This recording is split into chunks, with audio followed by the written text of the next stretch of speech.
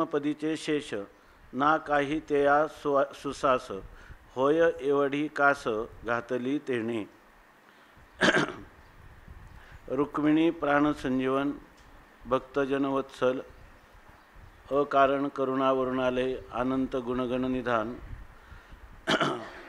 परमपिता श्री पंढरीनायक पांडुरंग परमात्म्याच्या असीम अनुकंपेने आपण अनुभवामृत नावाचा ज्ञानोबरायांनी गुरुवाज्ञेवरून ज्या ग्रंथाची रचना केली आणि श्रीमंत निवृत्तीनाथ महाराजांना जी प्रातिभ किंवा अतिंद्रिय असणारी अध्यात्मातील अत्युच्च कोटीची निरतिशय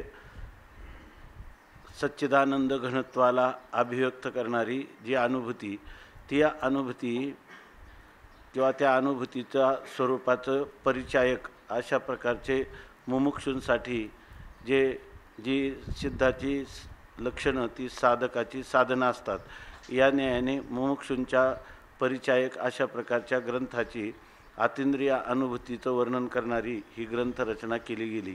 आणि या ग्रंथरचनेचं दुसरं वैशिष्ट्य जे महानुभाव आपल्या स्वस्वरूप स्थितीला यथार्थ रीतीनं आत्तापर्यंत ह्या ज्ञान परंपरेत जाणते झालेले आहेत, तर त्यांच्या ठिकाणी आपल्या जीवनमुक्तीच्या विलक्षण सुखाचा अभिव्यक्ती व्हावी अशा प्रकारच्या ही शब्दरचनेच्या द्वारा अशब्द अस्पर्श असं ज्याचं वर्णन केलेलं आहे, असं हे अतिंद्रिय स्वरूपाचं वर्णन करण्याचा निकराचा प्रयत्न संत सम्राट माऊलींच्याकडून या ग्रंथाच्या द्वारा घडलेला आहे. हे प्रातिभानुभूतीचं वर्णन करणारं हे दिव्य आणि चोखट अशा प्रकारचं ग्रंथरत्न आहे. आणि त्याचा यथाशक्ती यथामती चिंतन करीत आपण आत्तापर्यंत श्लोक पंचकाच्या रूपाने असणारं मंगलाचरण, शिवशक्ती समावेशन हे प्रथम प्रकरण, द्वितीय प्रकरण सद्गुरुवंदना, तृतीय प्रकरण वाचारून परिहार, चतुर्थ प्रकरण अविद्येचं अयथार्थत्व आणि ज्ञान अभेद कथन, पाचवं प्रकरण सच्चिदानंद पदत्रय विवरण, सहावं प्रकरण शब्दखंडन याच्या परिसमाप्तीपर्यंत गेल्यानंतर आता आज्ञान खंडन नावाचं 7व्या प्रकरणाचं आपण यथाशक्ती यथामती चिंतन करीत आहोत.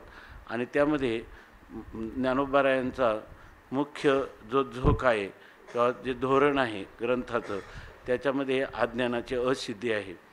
मूलभूत आत्मस्वरूपाच्या ठिकाणी अज्ञान नावाचा पदार्थ कधी त्याच्या समोरच आला नाही असं सांगतात. आणि त्या अज्ञानाची सिद्धी आपलं असिद्धी सांगत असताना या ठिकाणी आता थोडं काले आपण चिंतन केलं होतं, आजही चिंतन करणार आहोत. तर याच्यामध्ये जर कोणाला काही कमी जास्त वाटलं तर लगेच बोला. याच्यामध्ये कृष्णा महाराज काल म्हटले की आत्तापर्यंत जो ग्रंथाचा झोक होता आणि तुम्ही जे आज सांगितलं म्हणजे आपण दृष्ट्याच्या दृष्टीचं दृश्य असं सांगितलं ना, म्हणजे सर्व जे दृश्य आहे ते द्रष्ट्याच्या दृष्टीचा परिणाम आहे असं केलं. त्यापेक्षा दृश्याचा तो विवर्त आहे असं आपण आतापर्यंत चिंतन केलं. आणि दुसरी गोष्ट, दृश्याच्या दृष्टीचा तो परिणाम सांगण्यामध्ये तात्पर्य नाही, तर दृश्याचा विवर्त सांगण्यामध्ये सुद्धा तात्पर्य नाही. द्रष्टा दृश्याच्या रूपाने नटलेला आहे अशा रीतीनं दृंगमात्र जे स्वरूप आहे त्याच्या ठिकाणी फक्त दृश्य आणि द्रष्टाभावाची केलेली कल्पना आहे आणि ती वाचारंभण मात्र आहे असंच आतापर्यंत आपण चिंतन करत आलो. या ठिकाणी जीवभाव किंवा ईश्वरभाव सांगण्याचं काहीच तात्पर्य ग्रंथाचं नाही. हे असं असताना या ठिकाणी तुम्ही जीवभाव आणि ईश्वरभाव, ईश्वराचं सर्वज्ञत्व आणि जीवाचं अल्पज्ञत्व सांगितलं, तर पहिला जो चित्शेष मातला असं आपण म्हणतो, तर त्या ठिकाणी चित्शेष शब्दाचा अर्थ जीव आत्मा म्हणजे आत्मा साक्षी चैतन्य या दृष्टीनं आपण केलं. साक्षी चैतन्याचंच ते विवर्त आहे, म्हणजे कुटस्थ चैतन्य जीव अशी कल्पना केली की जो जीव तर अल्पज्ञ आणि अल्पशक्तिमान आहे. आणि आता दुसरा ह्या वहीमध्ये ना ती परमात्मपदीचे शेष, ह्या परमात्मपदीचा शेष याचा अर्थ या ठिकाणी ईश्वर असा केलेला आहे. आणि म्हणजे आपण करतो या ठिकाणी. तर ईश्वराचं जे सर्वज्ञत्व आहे ते सापेक्ष सर्वज्ञत्व आहे. आणि ते सापेक्ष सर्वज्ञत्व जे आहे तर त्या सापेक्ष सर्वज्ञत्व सांगण्यात तात्पर्य नाही. या ठिकाणी केवळ ज्ञत्व म्हणजे केवळ ज्ञानस्वरूप किंवा दृंगमात्रत्व सांगण्यात तात्पर्य आहे. तेव्हा हा जीव आणि ईश्वर भाव याचं ह्या जीव आणि ईश्वर भावाची कल्पना करून त्याचं जो काही नेपथ्य अंश आहे किंवा त्याचं दृंगमात्रत्व आहे ते सिद्ध करण्यासाठी सांगायलाच पाहिजे का? या दोन पदाचे अर्थ वेगळे करायला पाहिजे का? असं ते म्हटले. करण्याची काही आवश्यकता वाटत नाही असं म्हटले. आणि काही टीकाकारांनी तर केलेला आहे. आता ह्या मूळ ग्रंथाचा अर्थ तसा करावा की ना करावा याच्याबद्दल आपल्याला विचार करायचा. परंतु जर वेदांताची ही एक धाटणीच आहे किंवा वेदांत प्रक्रिया ह्याच रूपाने सांगतात की आध्यारोप अपवादाभ्याम निष्प्रपंचयम प्रपंचते. ज्यावेळेला तुम्हाला निष्प्रपंच तत्व सांगायचं झालं तर तेव्हा आध्यारोप अपवादाच्या भाषेतूनच वेदांत बोलत असतो. आणि त्याच्यामध्ये जीवभाव इथं ज्ञानेश्वर महाराजांना जीवाचा जीवभाव सांगायचा आहे किंवा ईश्वराचा ईश्वरभाव सांगायचा हे तात्पर्य नाही. पण त्याच्यामध्ये जर आपण या सगळ्या ओव्यांचा क्रम पाहिला आत्ता आणि पुढे येणाऱ्या तर याच्यामध्ये जीवभाव आणि ईश्वरभाव ह्या दृष्टीनं जर आपण पाहिलं तर त्याच्यामध्ये जीवामध्ये जीव अल्पज्ञ असला तर त्याची उपाधी अल्प आहे म्हणून त्या ठिकाणी तो त्या उपाधीच्या द्वारा त्याचं प्रकाशन करतं कुटस्थ चैतन्य वेष्टीमध्ये. आणि समष्टीमध्ये त्याचा उपाधी माया शुद्ध सत्वात्मक आहे, याचं उपाधी मलिन सत्वात्मक आहे. म्हणून या ठिकाणी ईश्वर हा सर्वांचं प्रकाशन करतो. एक समवाय अवच्छेदे करून भूत भविष्य वर्तमान कालात सर्व प्राण्यांच्या सर्व कर्माचं कर्मफलांचं सर्व प्राण्यांच्या योनीचं जगद उत्पत्ती स्थिती लयाचं हे सगळं ज्ञान त्याच्या ठिकाणी आहे. परंतु असं जरी असलं जीवभाव आणि ईश्वरभाव किंवा समष्टी आणि व्यष्टी अशी उपाधी करून देखील आपल्याला त्या ह्या कल्पनेने त्याच्या मूळ असणाऱ्या दृंगमात्र स्वरूपामध्ये कोणताच बदल होत नाही. त्याचं दृंगमात्र स्वरूपाचाच हा विलास आहे. पण समजावून सांगण्यासाठी साधारणपणे जीवाच्या ठिकाणी सर्वज्ञत्व आपलं अल्पज्ञत्व अल्पशक्तिमत्व असतं. ईश्वराच्या ठिकाणी जे काही सर्वज्ञत्व आणि सर्वशक्तिमत्व आहे, ईश्वराच्या ठिकाणी सर्व शक्ती असल्या आणि तो सर्वज्ञ नसला तर त्याला ह्या जगद उत्पत्ती स्थितीला याचं व्यवस्था करता येईल का? नाही.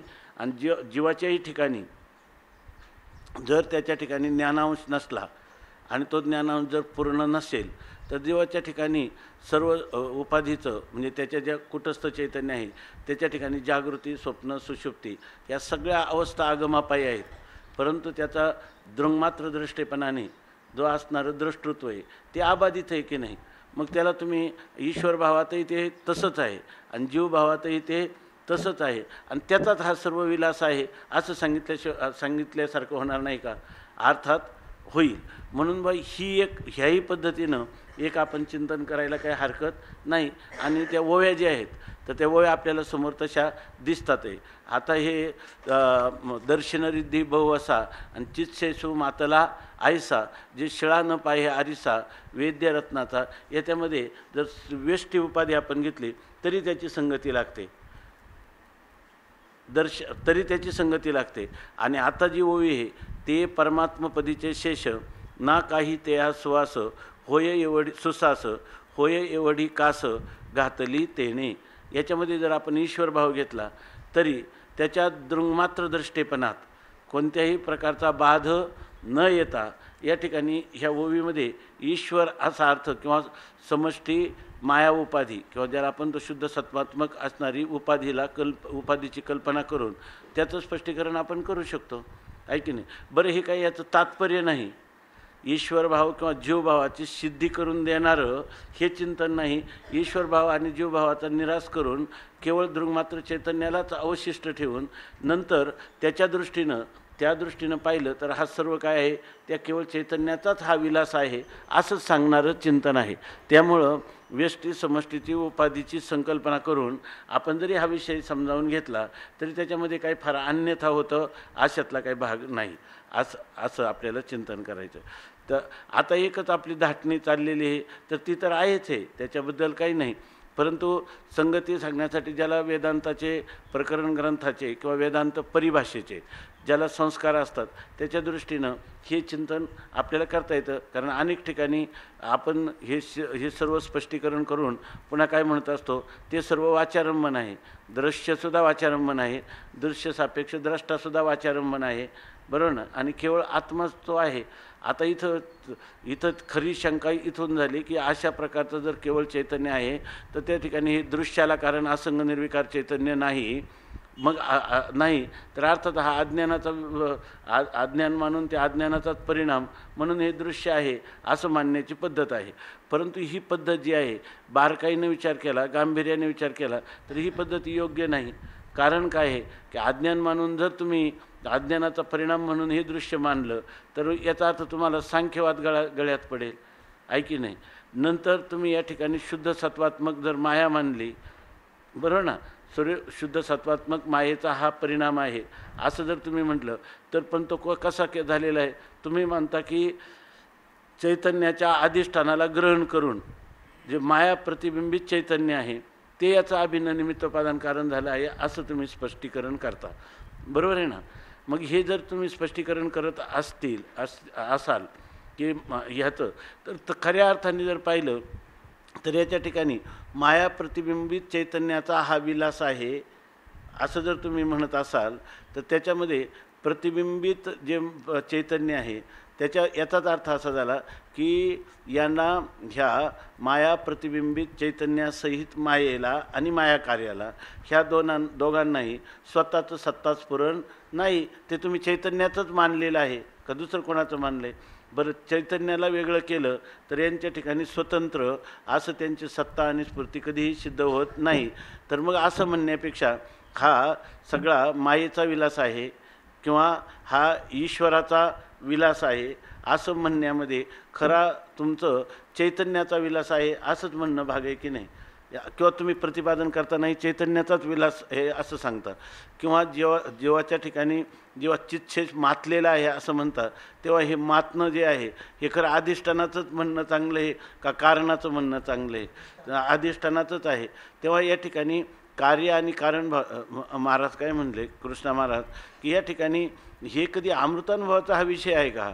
अमृतानुभवाचा हा विषय आहे का की मायेचं परिणामी उपादान कारणत्व, ईश्वराचं अभिन्न निमित्तोपादान कारणत्व आणि ब्रह्माचं विवर्तोपादान कारणत्व सांगण्यात तरी ग्रंथाचा तात्पर्य आहे का. हे तात्पर्य नाहीच आहे.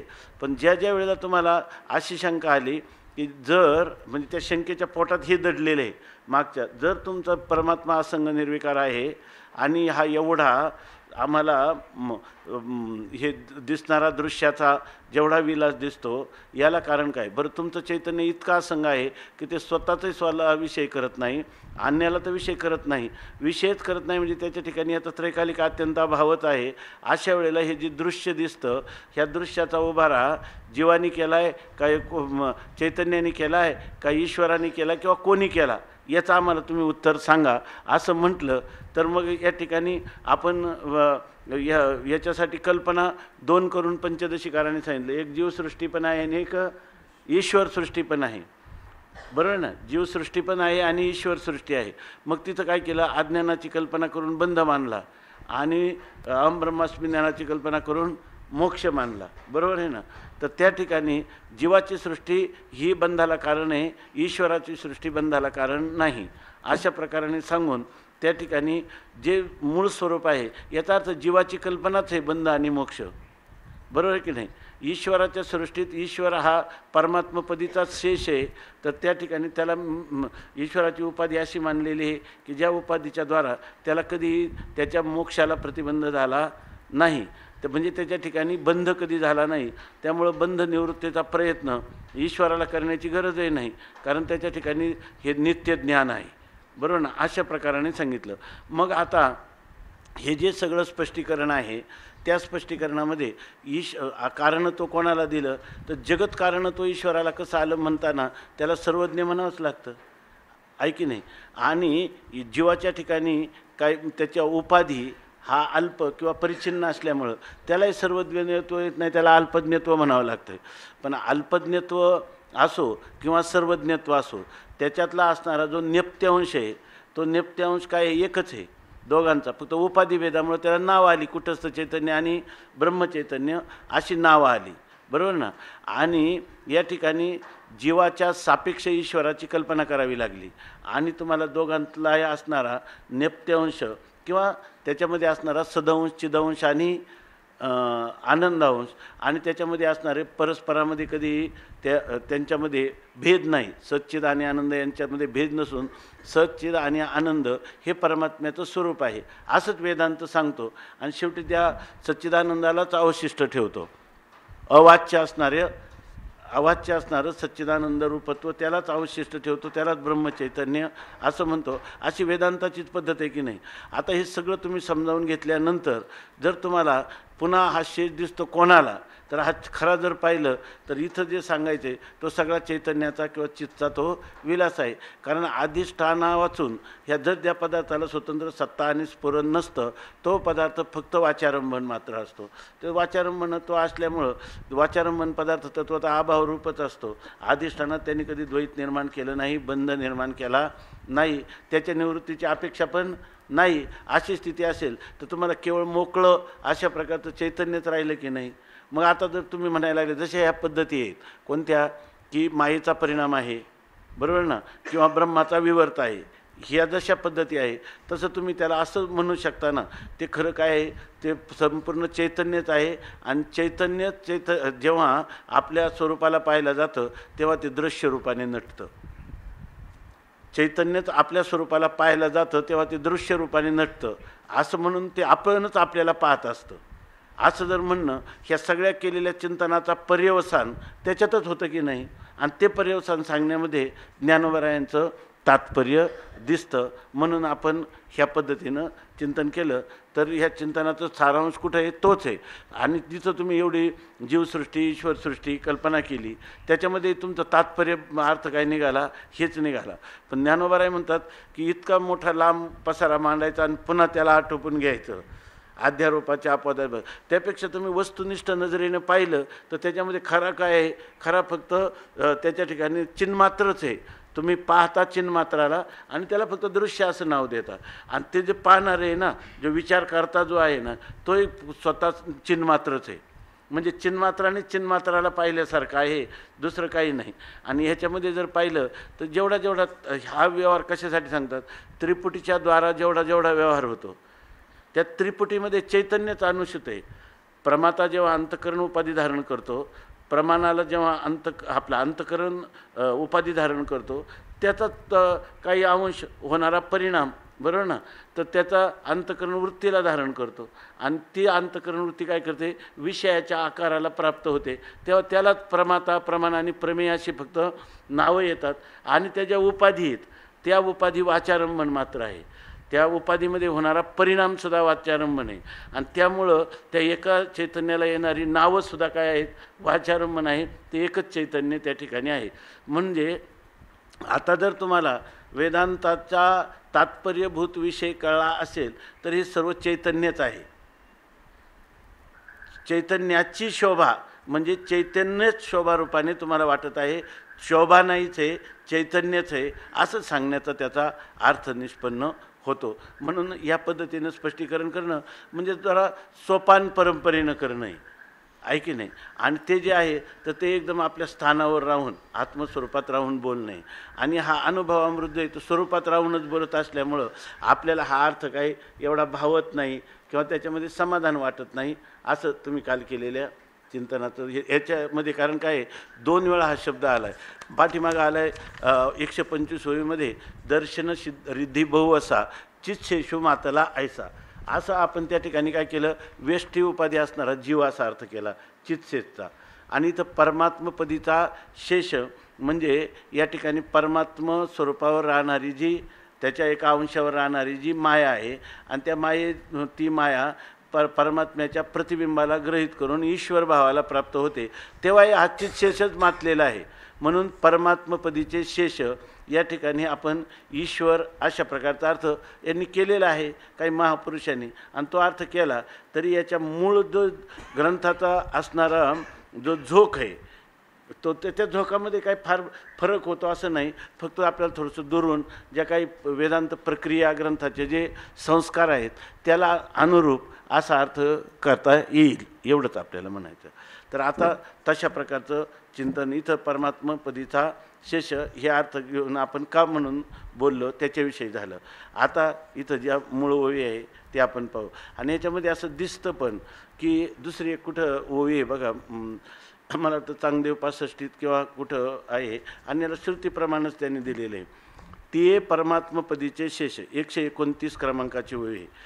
ते परमात्मपदीचे शेष ना काही ते या स्वाती, हे पण पावर का चांगलं या मूळ ग्रंथामध्ये काही जे मुद्रण दोष हा तया पाहिजे, तया परमात्मपदीचे शेष असं आहे ना. हां, ती ये परमात्मपदीचे शेष ना काही ते या उदास, तिथं काय आहे हां, आणि ती ये ठिकाणी तयाच आहे का, तया परमात्मपदीचे शेष असंही आहे, आणि ना काही तया सुवास सुसास असं लिहिलेलं. आता हे जे काही जुने शब्द आहेत ना, ह्या शब्दांचा शब्दकोशात अर्थसुद्धा परस्पर विरोधी असे अनेक अर्थ दिलेले. त्यामुळे ह्यामध्ये जो काही ओघात अर्थ जो आपल्याला वाटेल योग्य, तर तशा प्रकारचा अर्थ घेणं चांगलं आहे. तर काही लोकांनी तो अर्थ कसा केला पाहता. एक तर पहिल्यांदा काय, तिया परमात्मशी पदीचे शेष, इथं तया, हां बरोबर ना, का तये, तया परमात्मपदीचे शेष हा पाठभेद आहे.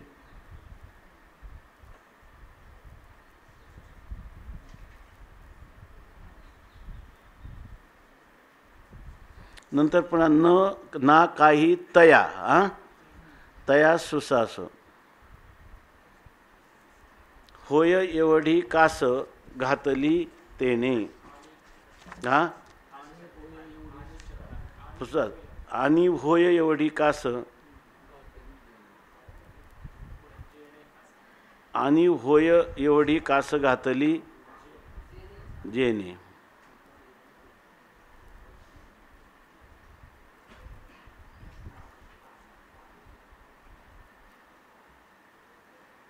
बरोबर ना,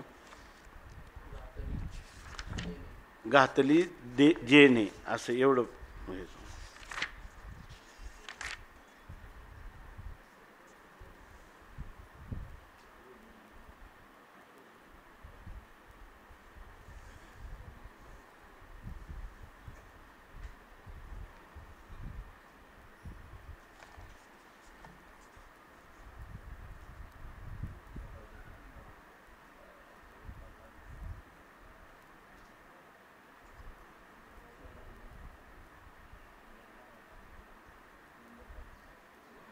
याच्यात सुसाद शब्दाचा काय अर्थ दिला आहे एखाद्या शब्दकोशामध्ये पहा, इथं 2 अर्थ मिळाले. हां, हा अर्थ जास्त करून पारंपरिक अर्थ असाच करमणे असा अर्थ दिला आहे. आणखीन काय दिला आहे?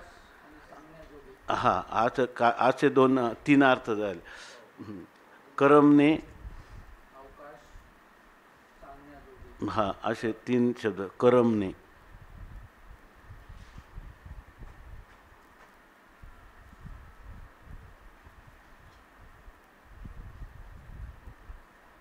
करमणे असा एक अर्थ दिला. आता सांगता तया परमात्मपदीचे शेष, त्या परमात्मापदीचा शेष जो आहे ना काही तया सुसास, तर त्या ठिकाणी त्या परमात्मपदीचे शेष जे आहे त्याच्या ठिकाणी सुसास नाही, म्हणजे त्याला करमत नाही, त्याला करमत नाही. दुसरं काही ना काही तया सुवास, तर त्या परमात्मपदीचं जे शेष बघा, सगळे अर्थ करून पहा. तया काही सुसास नव्हे, एक अर्थ काय, जे परमात्मपदीचं शेष. आता परमात्मपदीचं शेष कोण घ्यायचं, तर ह्या टीकेमध्ये परमात्मपदीचे शेष याचा अर्थ केलेला आहे.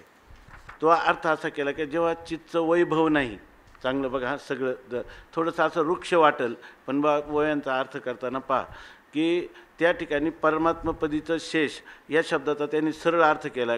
या चिद्भय वैभवे विन निखळ जे चिन्मात्र खुन चितशेषु आईशे जाणं म्हणजे याशी. 151 ओवी 951 ओवीमध्ये अर्थ केला आहे की ज्यावेळेला चित्तचं वैभव नाही, चित्तचं वैभव नाही म्हणजे काय, चित्तचं जे काही दृश्य रूपाने वैभव आहे ते वैभव त्याच्या ठिकाणी नाही. म्हणजे दृङ्मात्र द्रष्टेपणाने जे चित्तचं स्वरूप आहे त्यालाच या ठिकाणी चित्तशेष असं म्हटलेलं आहे, असा अर्थ केला, बरोबर ना. आणि आपण काल काय अर्थ केला होता? चित्तशेष याचा अर्थ असा केला होता की चित्तशेष म्हणजे चित्तच्या एका अंशावर माया राहते, बरोबर ना. एका अंशावर माया राहते आणि त्या मायेमध्ये प्रतिबिंबित झालेलं जे चैतन्य आहे त्याला ईश्वर म्हणतात, शुद्ध सत्वात्मक माया. आणि दुसरं वेष्टी उपाधी केली तर त्या चित्तची उपाधी कोण होते? मलिन सत्वात्मक अविद्या होते. आणि त्यावेळेला त्याला काय म्हणतात? जीव असं म्हणतात. तर तिथं जीवाचं लक्ष कोण आहे? कुटस्थ चैतन्य आहे. आणि दुसरा चित्तशेष म्हणजे माया, शुद्ध सत्वात्मक माया, त्याच्याद्वारा त्याला प्राप्त झालेला ईश्वर भाव हा वाच्यार्थ आहे. आणि त्याचा लक्ष्यार्थ कोण आहे? ब्रह्मचैतन्य आहे. अशा प्रकाराने अर्थ घेता येईल. पण हा अर्थ यांनी मान्यच केलेला नाही. टीकाकारांनी या ठिकाणी चित्तशेष म्हणजे केवळ त्याचं विशुद्ध स्वरूपात असणारं स्वरूप असा अर्थ. मग आता इथं जे बरोबर ना. आणि तो चित्तशेष पुन्हा त्यांनी काय सांगितलं होतं? मातला म्हणजे निरतिशय व्यापक झाला. तर असं जर म्हटलं तर त्या ठिकाणी सांगितलं की काय 125 ओळीमध्ये जो शिळा न पाहे आरिसा वेद्यरत्नाचा. तर त्या ठिकाणी तो जर मातला म्हणजे तो इतका निरतिशय व्यापकाला प्राप्त झाला तर त्या ठिकाणी जे शिळा न पाहे आरिसा वेद्यरूपी रत्नाचा आरसा शिळा पाहत नाही. म्हणजे कोणतंही वेद्य तो एकदा पाहिलं की मागच्या क्षणाचं वेद्य त्याला पुन्हा दिसत नाही, नवीन वेद्य दिसतं. असं दृष्टीसृष्टीवादाप्रमाणे आपण अर्थ करून पाहिला, बरोबर आहे ना. आता इथं जर आपण शिळा न पाहे आरिसा वेद्यरत्नाचा असा घेतला आणि या ठिकाणी चित्तशेषु म्हणजे केवळ चैतन्य असा जर अर्थ घेतला तर याचा अर्थ तसाच होईल का? नाही. दर्शन रिद्धी भाव असा. किती जरी दर्शनं तुम्हाला झाली, दर्शनाची किती समृद्धी झाली दृश्याच्या, तरी पाहणारं चैतन्य एकच आहे ना. त्याच्या ठिकाणी तुम्ही जीवभावाचीच कल्पना करून स्पष्टीकरण करण्याची आवश्यकता आहे असं नाही. केवळ अधिष्ठान मात्रत्वाकडून पाहिलं, कारण ते चिन्ह मात्र आहे. त्याच्या ठिकाणी कोणताच भेदाला ते प्राप्त झालं नाही. त्याच्या स्वरूपात तर कोणत्याही प्रकारचा परिणाम तर न होता देखील ते त्याचं प्रकाशक आहे. कारण ते नित्यद्रष्ट, त्याच्या ठिकाणचं असणारं दृष्ट हे नित्यद्रष्टृत्व आहे. त्यामुळं काही बदल होत नाही. म्हणजे त्या ठिकाणी त्याला उपाधीच वेष्टी अज्ञानाची मानली पाहिजे असंही काही नाही. अगोदर तुमचं झालेलंच आहे हे सगळं. तसंच त्याला समष्टी उपाधी मानून इथंसुद्धा जर चिद्वैभव जिथं नाही असं जे चिन्ह मात्र आहे त्यालाच आम्ही काय म्हणतो? चित्तशेष म्हणतो. असे जर चित्तशेष पदाचं काही लक्षण केलं तर इथंसुद्धा काय करावं लागेल? ते परमात्मपदीचे शेष म्हणजे तेच असणारं केवळ चिन्हमात्र तत्त्व, बरोबर ना. आणि त्या चिन्हमात्र तत्वाला ना काही तया सुखाचं होय. आणि त्याला सुसास ना काही तया काही सुसास ना, त्याला काही सुसास नाही. म्हणजे त्या परमात्म स्वरूपाच्या ठिकाणी चांगलं पहा, सुसास शब्दाचा एक अर्थ केला आहे अवकाश नाही. अवकाश नाही म्हणजे त्या पदाच्या ठिकाणी ते निरतिशय व्यापक असल्यामुळं दुसऱ्या काही दृश्य पदार्थाला अवकाशच नाही त्याच्या ठिकाणी, असा एक अर्थ झाला. दुसरा अर्थ असा आहे का त्याच्या ठिकाणी जे परमात्मपदीचं शेष आहे ते सांगण्याजोगं नाही. ना काही तया सुवास, सुसास या शब्दाचा अर्थ सांगण्याजोगं. ना सुसाचं म्हणजे ते सांगण्याजोगं नाही, म्हणजे ते अवाच्य आहे. अर्थात ते अव्यवहार्य आहे. बरोबर ना. असा अर्थ झाला. तिसरा अर्थ असा आहे की श्रुतीला अनुसरून जर पाहिलं तर श्रुतीमध्ये उत्प्रेक्षा केलेली आहे की स एकाकी न रमते. त्यामुळे एकोहम बहुश्याम प्रजाय स ऐक्षत. त्याने ईक्षण केलं. ईक्षण काय केलं म्हणजे कल्पना केली, संकल्प केला. आणि त्या संकल्पामध्ये त्याला एकट्याला स एकाकी न रमते, त्याला एकट्याला करमत नव्हतं. आणि त्याप्रमाणे इथं म्हणतात ना काही तया सुसास, त्याला एकट्याला काही कर्मेना. पण मग आता इथं त्याला एकट्याला कर्मेना हा शब्द जेव्हा येतो तो कर्मेना शब्द केवळ जर अवाच्य असणारं दृङ्मात्र तत्व त्याला कर्मत नाही असं म्हणता येईल का? त्याला करमत नाही म्हणता येत नाही. त्यावेळेला तो सर्वज्ञ ईश्वर भावाला प्राप्त होतो. त्याच वेळेला त्याला स एकाकी न रमते, म्हणजे त्याचा अभिन्न निमित्तोपादान कारणत्व मानूनच ना काही तया सुवास सुसास असं आपल्याला म्हणावं लागतं, बरोबर की नाही. दुसरी गोष्ट त्या ना ठीक आहे ना, ना काही तया सुसास असं म्हणतात. परंतु मग एवढी होय एवढी कास घातली जेणे, परंतु ज्याने काय केलं, एवढी कास घातली, एवढी कंबर कसली का होय. होय म्हणजे दृश्य रूपाने परिणत व्हावं, बरोबर ना, दृश्य रूपाला प्राप्त व्हावं अशी त्यांनी कंबर कसली, असा अर्थ होईल की नाही त्याने. कारण एकाकी न रमते घेतलं तर मग बहुश्याम प्रजा आहे, मी अनेकत्वाने प्राप्त व्हावं असं त्याला वाटलं, असा अर्थ घे. हां हां, तिथं सुद्धा आहे, एकपण नव्हे सुसास. तर म्हणून गुरु शिष्याची हत्तीच मी ओळी आठवत होता आता, एकपणात त्याला कर्मे ना, म्हणून त्यांनी काय केलं, गुरु माऊलीनं तिथं सुद्धा केलं की नाही. आणि सुसास शब्दाचा अर्थ काय केला आहे, सुखास. एकपण तिथं असा पण एक अर्थ आहे सुसास शब्दाचा, सुखास म्हणजे एकपणामध्ये त्याला सुख होईना असा त्याचा अर्थ केला आहे. म्हणून त्यांनी गुरु शिष्याचं काय केलं, निमित्त केलं. थोडक्यात काय, हा गुरु शिष्याचा अध्यारोप माऊलीने त्या ठिकाणी करून वर्णन केलं की नाही.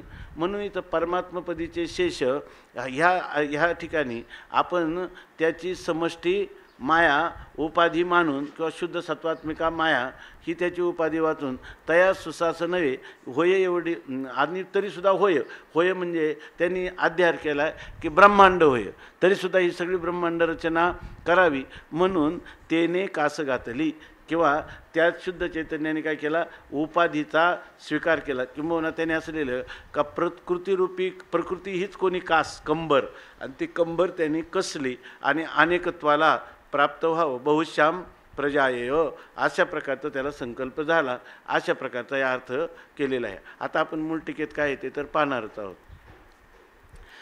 ते परमात्मपदीचे शेष ना काही त्या सुसास होय एवढी कास घातली जेणे.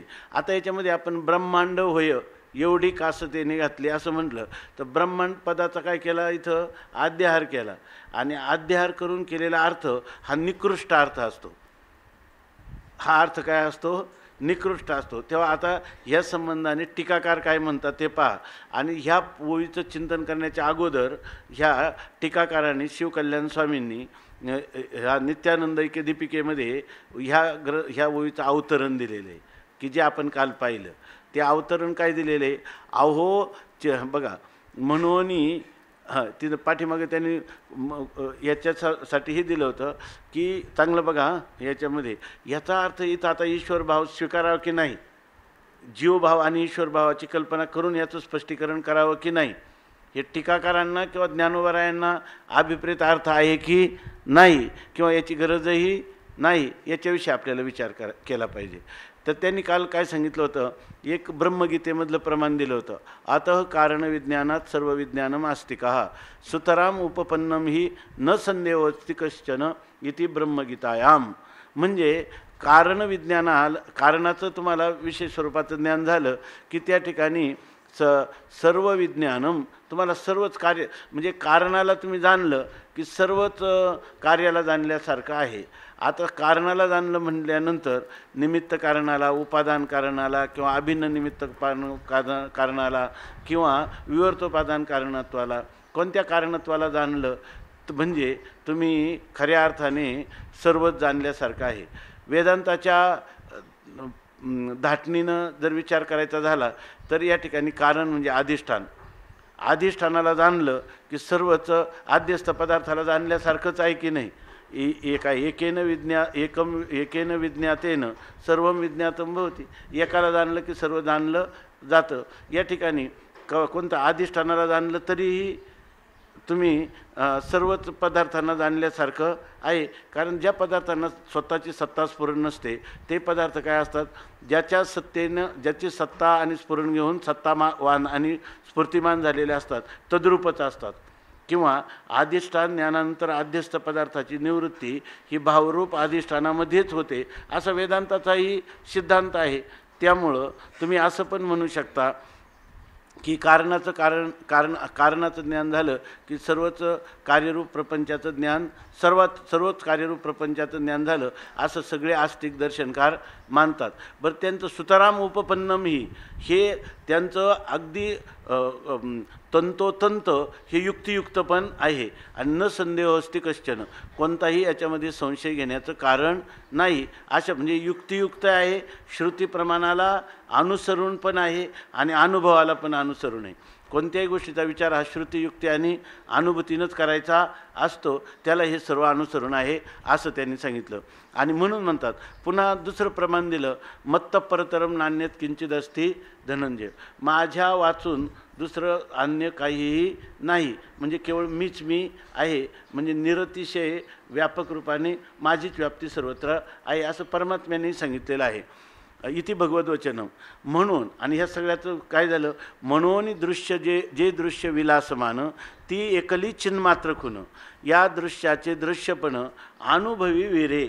आता जे दृश्य प्रपंचाचा तुम्ही विचार करता, तर त्या दृश्य प्रपंचाच्या विचाराचं पर्यवसान, दृश्य प्रपंच कुठून आला याचं पर्यवसान कुठं व्हायला पाहिजे, त्याचं कारण असणारं अज्ञानामध्ये त्याचं पर्यवसान व्हायला पाहिजे का ईश्वर भावामध्ये त्याचं पर्यवसान व्हायला पाहिजे, किंवा त्याचं अधिष्ठानामध्ये पर्यवसान व्हायला पाहिजे. अधिष्ठान मात्रामध्ये त्याचं पर्यवसान होतं, बरोबर ना. असं सांगितलं की दृश्य जे विलासमान, जे तुम्हाला विस्ताराने किंवा विवर्त भावाला प्राप्त झालेले जे दृश्य आहे ते जर पाहिलं तर ते दृश्य काय असतं, द्रष्टाच असतं.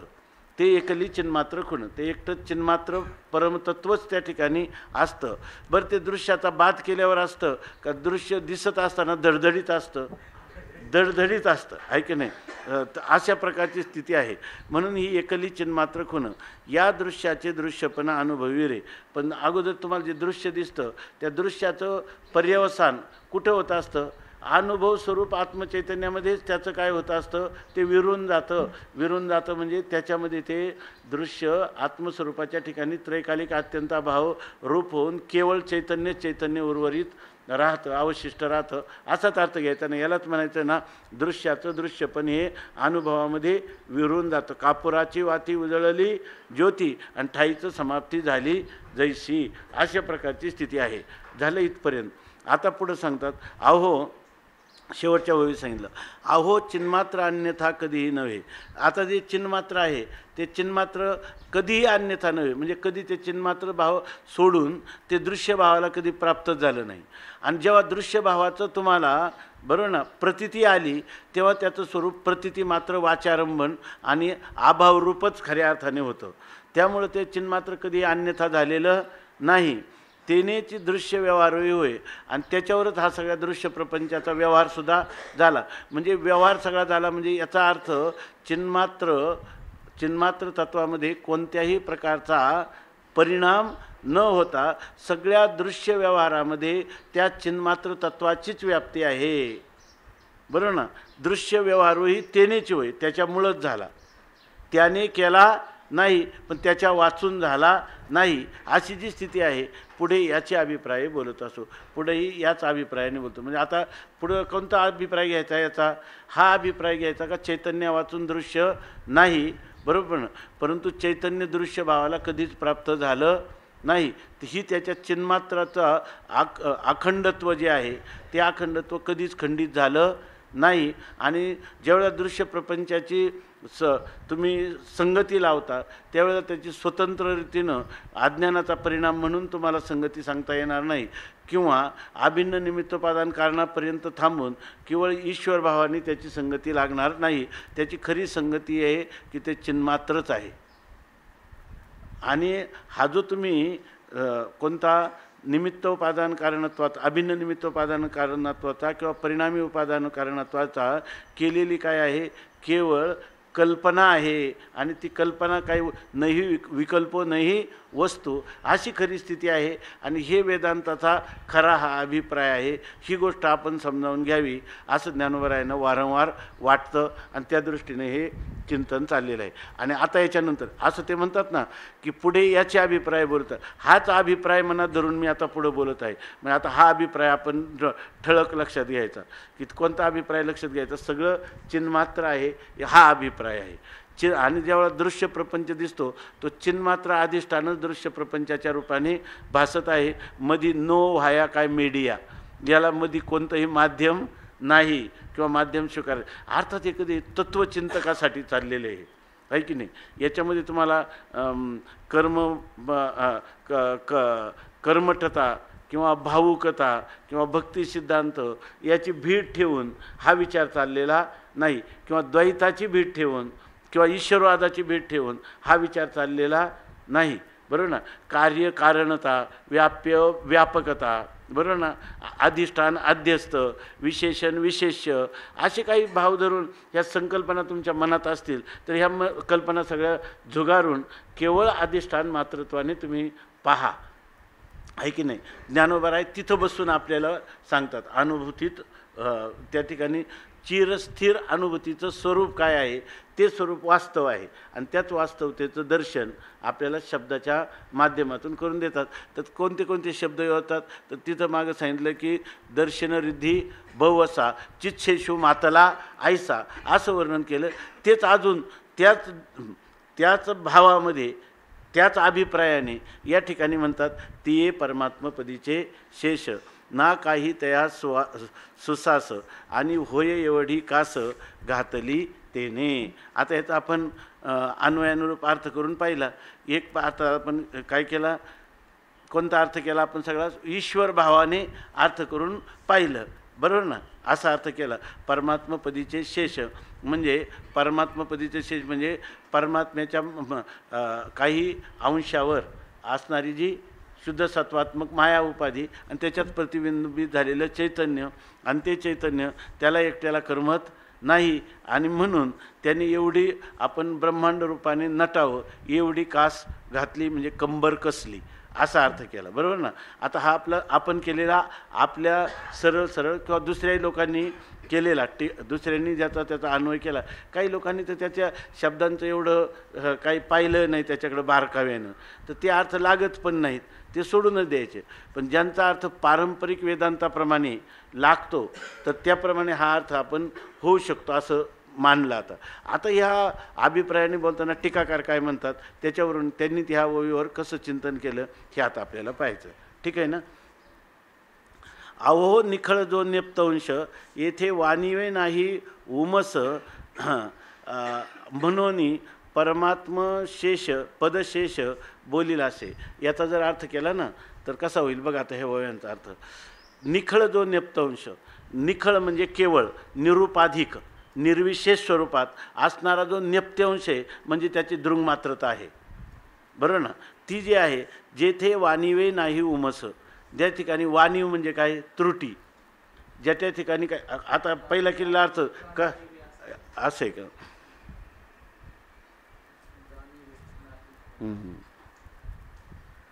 हे असे काही जेथे जाणीवे नाही उमस, बरोबर ना. आता तर त्या ठिकाणी जाणीवेला कोणत्याही प्रकारचा अवकाश नाही. म्हणजे निखळ दृंगमात्राच्या ठिकाणी जाणीव करायची म्हणजे काय, ज्ञाता ज्ञान आणि ज्ञेय असा जो व्यवहार होतो त्याच्यातमध्ये जाणीव राहील ना. म्हणजे ज्ञान, जाणीव म्हणजे ज्ञान, ज्ञान म्हणजे वृत्तीज्ञान. त्या दृंगमात्र चैतन्याच्या ठिकाणी वृत्तीज्ञानाला कोणताही अवकाश नाही, बरोबर ना. म्हणजे वृत्तीज्ञानाचं विषयत्व त्या दृंगमात्र परमात्म्याला कधीच येत नाही. कारण दृंगमात्र परमात्मा जर अज्ञानाचा विषय झाला असता तर तो वृत्तीज्ञानाचा विषय झाला असता, परंतु त्या ठिकाणी त्याला कधीही येत नाही. म्हणून परमात्मशेष परमात्मपदशेष बोलील असे. यांनी काय पहिल्यांदाच लक्षण करून ठेवले परमात्मपदशेष. याचा अर्थ काय करायचा, चितच्या वैभवा वाचून असणारं जे चिन्मात्र वय चिन्मात्रत्व आहे तो परमात्मशेष आहे.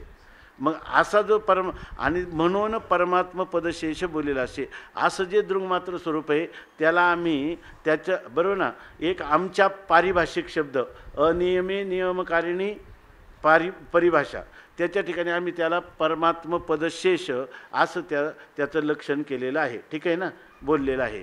ते अंगे काहीच नव्हे, आसनेही जेथे नस आहे, आपली ही सोय हे आपण नेगे. तिथं काय आहे, आपली सोय हे असाच आहे का तिथं शब्द? हां, सोये का सोय हे, सोय हे असं, पण त्याचा अर्थ होतो सोयच असाच अर्थ घे. सोय शब्दाचा एक अर्थ आहे मार्ग, सोय शब्दाचा अर्थ एक ज्ञान, आणि सोय शब्दाचा अर्थ एक सुख, असा अर्थ आहे. तर ते सांगतात की ते अंगे काहीच नव्हे, ते अंगाने काहीच नाही. अंगाने काहीच नाही म्हणजे काय, ते स्वरूपाने शून्य आहे असं नाही. ते त्याचं स्वरूप जे आहे ते अपरिवर्तनशील किंवा अपरिणामी आहे, म्हणून ते अंगाने काहीच नाही. म्हणजे त्याच्या अंगामध्ये म्हणजे त्याच्या स्वरूपामध्ये कोणत्याही प्रकारचं परिवर्तन कधीही होत नाही, अपरिवर्तनीय किंवा अपरिणामी आहे. दुसरं सांगितलं, आसनेही जेथे नस आहे, ज्याच्या ठिकाणी आहे म्हणजे अस्तिपदाचं वाच्यत्व तेही त्याच्या ठिकाणी नाही, म्हणजे ते असने पदाचा किंवा अस्तिपदाचा कधी विषय झालेलं नाही. ठीक आहे ना. आणि आपली ही सोय आपण निघे, म्हणजे ते दुसरं कोणालाही परमात्मा आहे अशा प्रकारचं आहे पदाचं विषयत्व दुसरं कोणाला झालं नाही. कारण मागं सांगितलं, मत्त परतरम नान्यत किंचित अस्ति धनंजय, दुसरा पदार्थच नाही का जो त्याला विषय करील. कारण निरतिशय व्यापक केवळ अस्तिमात्रच आहे, सन्मात्रच असणारा परमात्मा सत्पदाचा किंवा अस्तिपदाचा कधीच विषय होणं शक्य नाही. म्हणून असणेही जेथे नस आहे. आणि आपली सोय आपण नेगे, आणि तो आपली सोय म्हणजे आपलं स्वतःचं ज्ञान, बरोबर ना, आणि तो आपल्या स्वतःच्या ज्ञानाला स्वतः देखील विषय करीत नाही. आता सोय हे शब्दाचा अर्थ आवड असा जर केला तर तो आपल्या सुखाला आपण कधीही विषय करत नाही असाही अर्थ घेऊ शकता. आपल्या ज्ञानाला, बरोबर ना, आपल्या ज्ञानासाठी आपणाला कधी विषय करत नाही, म्हणजे स्वलाही कधी विषय करत नाही आणि अन्यालाही कधी विषय होत नाही.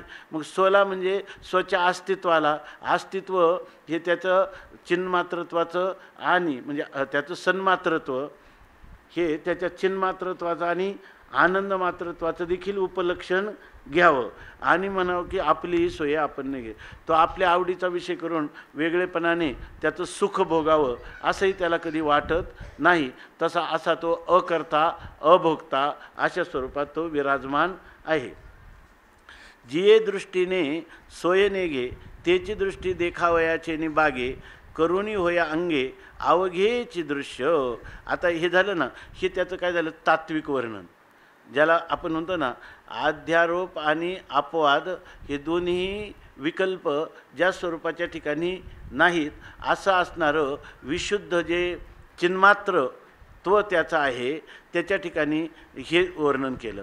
आता सगळा काय होतं, आगापही पंडुकुमारा येता स्वरूपाची हा घरा आणि करीत असे आडवारा विश्वाभासू. जो माणसाला हे सगळं जरी ऐकलं तर दिसतं याची वाट काय आहे की नाही. माऊली वारंवार सांगतात, अरे बाबा दिसतं ते सगळं चैतन्य आहे, दुसरं काही नाही. तरीसुद्धा बरं चैतन्यात कोण आहे, चैतन्यात चैतन्यच आहे आणि हे विश्व नाहीच आहे. किंवा त्याने आता सांगितलं की ते विश्व काय होतं, स्वरूपामध्ये विरून जातं, त्याचं कारणसुद्धा स्वरूपामध्ये विरून जातं. विचार करता करता मनुष्य तिथे गेला तर पुन्हा मनुष्याला वाटतं पण दिसतं, जर स्वरूपात स्वरूपच आहे तर दिसतं हे काय आहे की नाही. हे आणि खरं जर पाहिलं तर सर्वात जास्त आपल्याला जो वेदांत चिंतनात प्रतिबंध येतो तो खरं कशामुळे येतो, आत्मदर्शनाचा मुख्य प्रतिबंध आहे दृश्याचं दर्शन आहे की नाही. दृश्य दर्शन होत राहतं आणि दृश्य दर्शनाचं तर तुम्ही कुठं लागमाग त्या आत्मस्वरूपाच्या ठिकाणी लागू देत नाही. मग आहे कोणाचं दृश्याला कारण, दृश्याचं हेतू कोण आहे की नाही. तर माणसाला काय वाटतं, कार्यकारण भाव एक अंतःकरणात ठसलेला असतो, त्यामुळं दृश्याचं अस्तित्व आहे आणि दृश्य हे कार्यरूपाने असेल तर त्याचं कारण कोणीतरी असलं पाहिजे. आणि असंग श्रुतीनं पाहावा तर असंगो ही अयम पुरुषा, असंग प्रवृत्तीचा परमात्म्याला कारण नाही. काही करून आमचा अज्ञानमध्ये माना आहे का नाही. हा, त्या अज्ञानाचे आम्ही वाटतं तर प्रकार करतो आहे की नाही. त्या अज्ञानाचे 2 प्रकार करतो, मलिन सत्वात्मक आणि शुद्ध सत्वात्मक. शुद्ध सत्वात्मकला आम्ही माया म्हणतो आणि मलिन सत्वात्मकला अविद्या म्हणतो. असं करा, तुम्हाला सगळी संगती लागेल. जसजसं माणूस विचार करायला लागतो तसं लागत जाते ना संगती, आहे की नाही.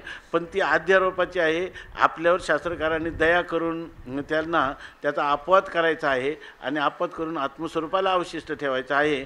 आणि आता जेव्हा आत्मस्वरूपात अवशिष्ट राहील, त्या आत्मस्वरूपात आत्मस्वरूपच आहे. आता ना दृश्य ना द्रष्टृत्व भाव, असं प्रकारे द्रष्टा दर्शन भाव किंवा त्रिपुटी विवर्जित अशा प्रकारचे केवळ आत्मस्वरूपाला निरतिशयत्वाने, निरुपाधिकत्वाने, निर्विशेषत्वाने, केवलत्वाने अवशिष्ट ठेवण्यात वेदांताचं तात्पर्य आहे. ही गोष्ट काय परंपरेनं अनादिकालापासून वेदांताच्या चिंतकांना काही सुधरेना मार्ग. त्यासाठी ज्ञानोबारायांचा अवतार झाला. लोपले ज्ञानजगी हित नेनती कोणी, अवतार पांडुरंग नावं ठेविले ज्ञानी. म्हणून या ठिकाणी ज्ञानोबारायांचा अवतार झाला. हा कशासाठी? अमृतानुभवाचा अवतार होण्यासाठी. ऐक, अमृतानुभव ज्ञानोबारायांनी ह्या रीतीनं आपल्याला सांगितलं. परंतु एवढं जरी असलं, आपण म्हणतो की ज्ञानोबारायांनी हे उघड केलं. उघड केलं का अजूनही झाकलेलंच आहे. अधिकार्याला उघड केलं आहे, कारण फलाचा आणि अधिकाराचा संबंध आहे. अधिकार्याला उघड आहे. हे स्वामी महाराज नेहमी म्हणायचे की हे जे काही वेदांताचे विशेष ग्रंथ आहेत, ह्या ग्रंथामध्ये अधिकार्याला निश्चित बोध होईल आणि अनधिकार्याला होणारच नाही, अशाच प्रकारची योजना आहे. जरी तुम्ही म्हणले ना प्रगट गुह्य बोले, असं जर तुम्ही म्हणत असाल तरीसुद्धा ते जे गुह्य आहे ना ते अधिकार्यालाच प्रगट झालेलं आहे, अनधिकार्याला झालेलं नाही. हे मानावंच लागतं.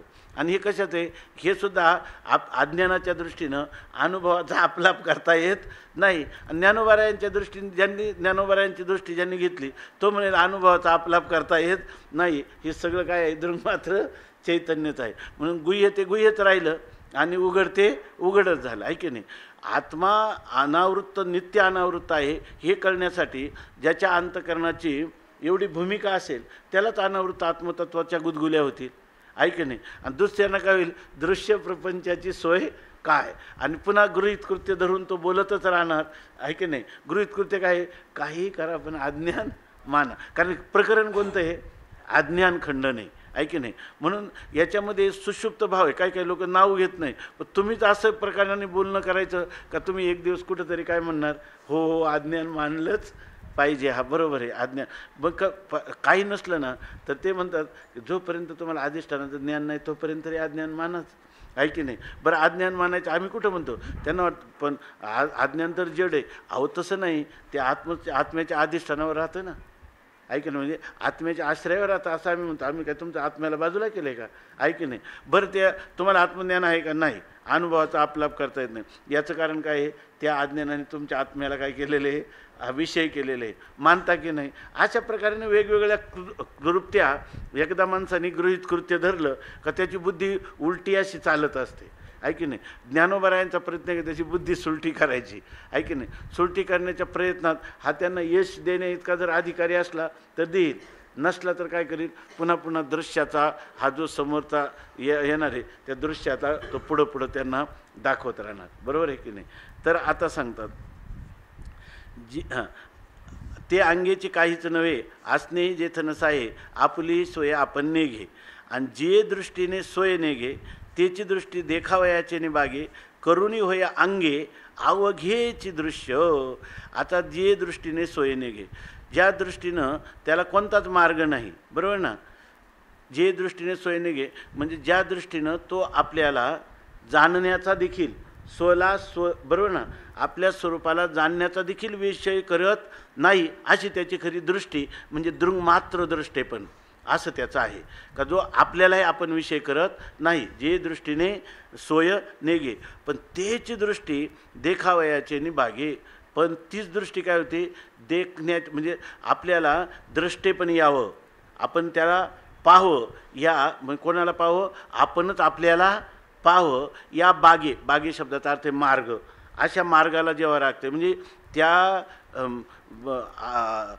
त्या त्या दृष्टीच्या ठिकाणी जेव्हा अशा प्रकारची कल्पना येते दृङ्मात्र चैतन्याच्या ठिकाणी की आपणच आपल्या स्वरूपाचं दर्शन घ्यावं, हे ज्ञानोबारायांचा अध्यारोप आहे बरं का. हा कोणाचा अध्यारोप आहे? कारण ज्ञानोबारायांचा अध्यारोप वेगळा तुम्ही म्हणा, बाकीचा अध्यारोप वेगळा आहे का? हो वेगळा आहे ना. ज्ञानोबारायांच्या अध्यारोपात त्यांना दृङ्मात्र चैतन्य सांगायचं आहे आणि बाकीच्यांच्या अध्यारोपात काय आहे, दृङ्मात्र चैतन्याच्या ठिकाणी मायेची कल्पना करून त्यांना दृश्याची संगती सांगायची. बरोबर आहे ना. ही दृश्याची संगती केवळ आपल्या मूलभूत चैतन्याला न सोडता आणि केवळ चैतन्य मात्राने अज्ञानाचं अंगीकार न करता आत्मस्वरूपदृष्टीनं, बरोबर ना, ज्ञानोबाराय आपल्याशी बोलत राहतात.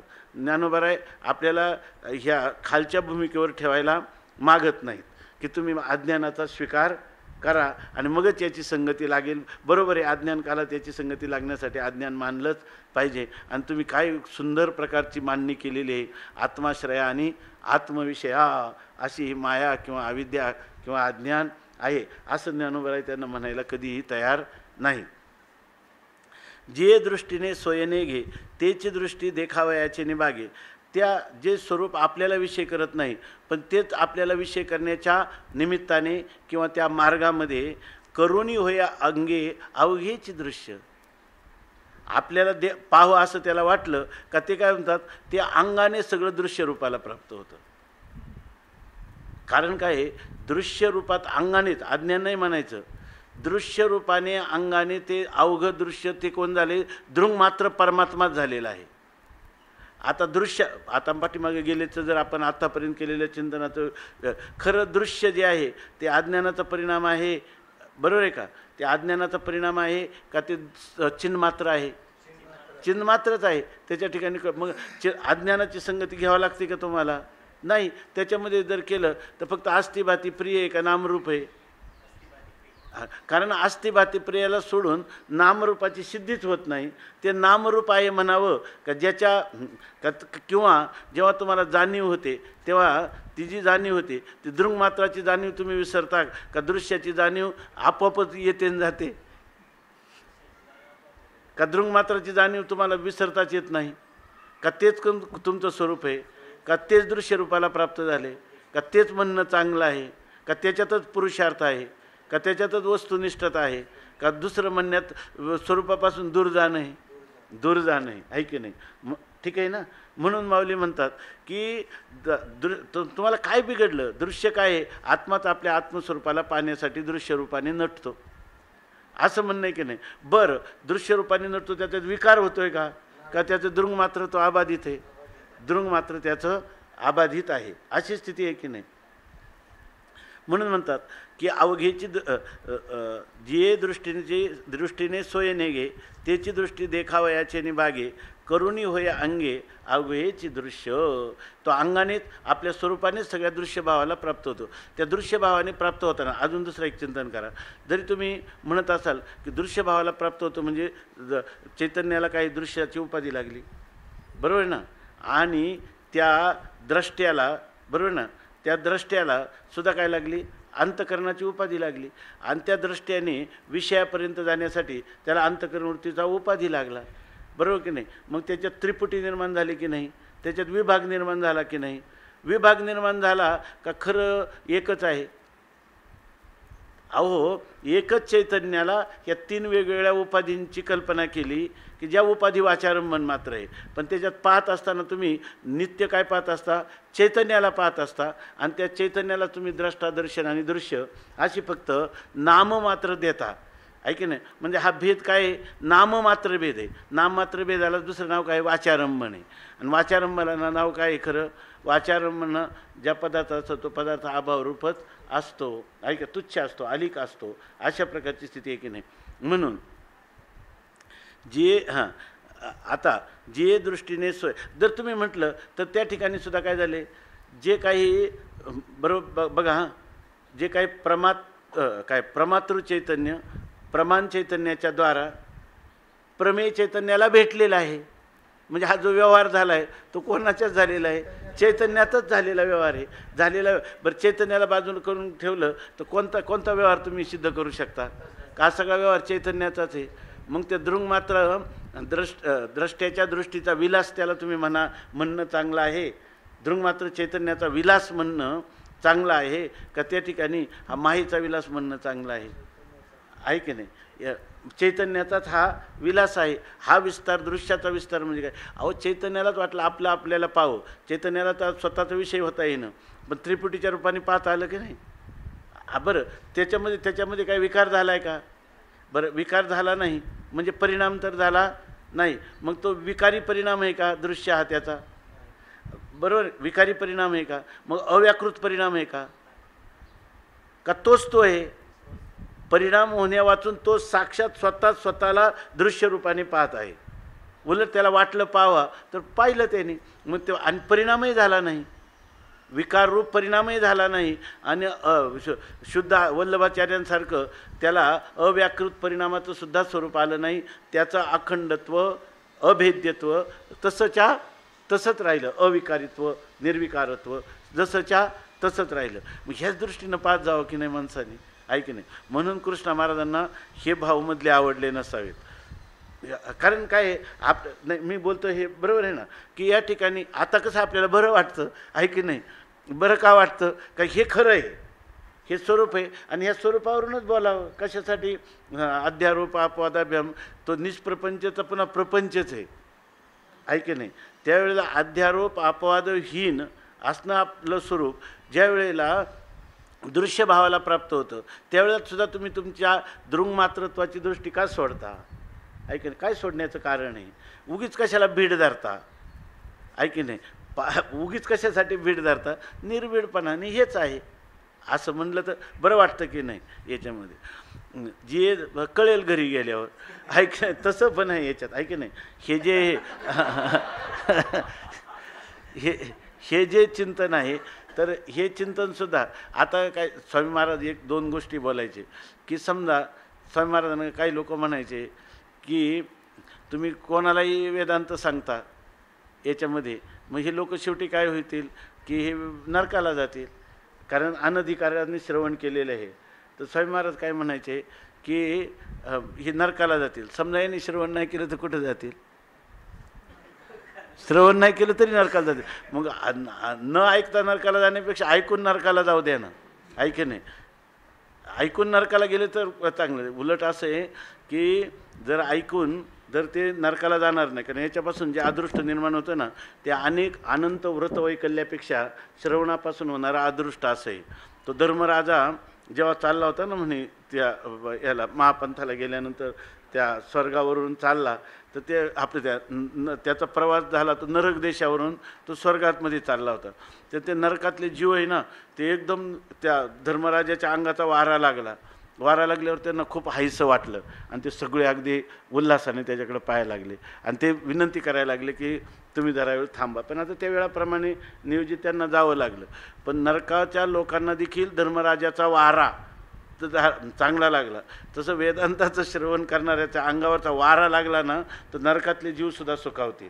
एवढा ह्या वेदांताच्या श्रवणापासून अदृष्ट उत्पन्न होतं. त्यामुळं तशी काळजी करण्याचं काही कारण नाही. आणि दुसरं एक सांगत होते, पण आता गेलं माझ्या लक्षातून. काय हे की आज ना उद्या परोक्ष ज्ञान होणंच अवघड आहे. परोक्ष ज्ञान झाल्यावर अपरोक्ष ज्ञान होणं म्हणजे काय आहे? फक्त त्याला मी म्हणणं एवढंच आहे ना. जर तुम्हाला यथार्थ हे करता करता परोक्ष ज्ञान जरी झालं असेल तरीसुद्धा ज्या दिवशी तुमच्या जीवनात दुःखाची पराकोटी होईल आणि तुम्ही खऱ्या सुखाचा शोध घ्याल त्यावेळेला तुम्हाला मीच म्हणावं लागेल. कारण तमेव विदित्वा अतिमृत्यूमेती नान्य हा पंथा विद्यते आहे नाही. त्यामुळं सुद्धा काळजी करायची नाही. मीच एक ना एक दिवस काय होणार आहे ह्या स्वरूपाला मी फक्त मला तेवढंच आहे ना. खरं तर काय आहे की परोक्ष ज्ञानासाठी 59 पाऊलं आहेत आणि अपरोक्ष ज्ञानासाठी फक्त 61च पाऊल आहे. म्हणून फक्त त्याला मीच म्हणायचं. जर दुसरं काही दिवसभर जीव आहे सगळ्या दुःखाने गांजला जातो, आहे की नाही? सगळ्या दिवसभर कशासाठी प्रयत्न करतो? सुखाच्या शोधासाठी. जेव्हा सुखाचा शोध लावता नाही ना तर तो एकदाचं झोपेत गेलं म्हणजे सगळं मिटलं, आहे की नाही? दररोज सुखात जातो की नाही? हे त्याचं कोणतं आहे? कारण स्वरूपात विलीन होण्यासाठी अंतःकरणवृत्ती कारण स्वरूपात विलीन करतो. कशाच्या शोधात? सुखाच्या शोधात. आणि कशाच्या शोधात? दुःखाच्या निरासाच्या शोधात. बरोबर ना. आता त्याला कारणाचं ज्ञान झाले का अधिष्ठानाचं ज्ञान झाले? अधिष्ठानाचं परोक्ष ज्ञान झाले. तर त्यावेळेला जेव्हा ह्या सगळ्या संसारामधल्या दुःखाला तो एकदम कंटाळेल, किती वेळा जन्म यावे नित्य व्हावे फजित, तेव्हा तो मी कोणाला म्हणेल? त्या आत्मस्वरूपाच्याच ठिकाणी त्याची वृत्ती लीन करीन. आणि त्याला जर वाटलं ही लीन व्हायची म्हणजे विधेय मुक्ती, आता काय करायचं? बाधित कर ना, आहे की नाही? आता काय कर? बाद कर. बाद केलं ना तर लीन करण्यापेक्षा मोठे. तू सुषुप्तीमध्ये लीन दररोज करीत नाही काय? आणि दररोज पुन्हा दुःखाला प्राप्त होत नाही का? तसं अधिष्ठानात वृत्ती लीन करणं हा पुरुषार्थ नाही बाबा, बाधित करणं हा पुरुषार्थ आहे. असं जर तुला कळेल तरीसुद्धा होईल. म्हणजे वेदांत विचार हा कधीच निष्फल होणार नाही. कोणाचाही निष्फल होणार नाही. नाथ महाराजांना विचारलं, नाथ महाराजांनी भागवतात लिहिले की तिथं स्त्रिया बाळा सगळे येतात ऐकायला, अनधिकारी लोक तुमच्या पोथीला येतात आणि तुम्ही हा वेदांत सांगता. नाथ महाराजांनी भागवतामध्ये लिहिलं चिंतन की मग आता अशा वेळेला जर त्या वक्त्याला दोष लागेल, असं लागेल का? नाथ महाराजांनी असं पण लिहिले, मला काही लोकांनी असे प्रश्न केले, असं पण नाथ महाराज म्हणतात.